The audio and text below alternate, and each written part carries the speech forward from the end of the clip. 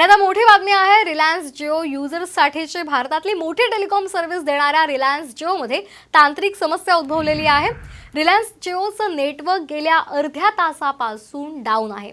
नवी मुंबईसह मुंबई, ठाणे आणि पुण्यामध्ये जिओ युजर्सना या अडचणीचा सामना करावा लागतोय। 30 मिनिटांपासून जिओचं नेटवर्क हे डाऊन आहे, त्यामुळे कॉल सेवेसह इंटरनेट सेवा सुद्धा प्रभावित झाली आहे। आपण पाहतोय आताची महत्त्वाची बातमी।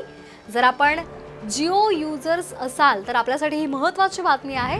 भारतातली मोठी टेलिकॉम सर्व्हिस देणाऱ्या रिलायन्स जिओमध्ये तांत्रिक समस्या सध्या उद्भवलेली आहे आणि त्यामुळे रिलायन्स जिओचं नेटवर्क हे गेल्या अर्धा तासापासून डाऊन आहे। नवी मुंबईसह मुंबई, ठाणे आणि पुण्यामध्ये जिओ युजर्सना या अडचणींचा सामना करावा लागतोय। या संदर्भात अधिक माहिती देत आहेत आमच्या प्रतिनिधी राजश्री वाघमारे। राजश्री, काय अधिकची अपडेट आहे? कधीपर्यंत ही तांत्रिक अडचण ही संपेल?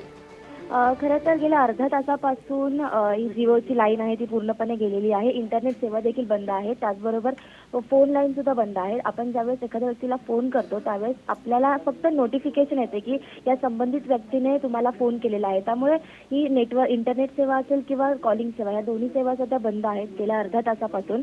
यामागचं नेमकं कारण काय, टेक्निकल इश्यूज आहेत की अन्य काही, हे आतापर्यंत कळालेलं नाहीये। त्यामुळे याला आणखीन किती वेळ लागेल या संदर्भात सध्या कुठलीही माहिती समोर आलेली नाही।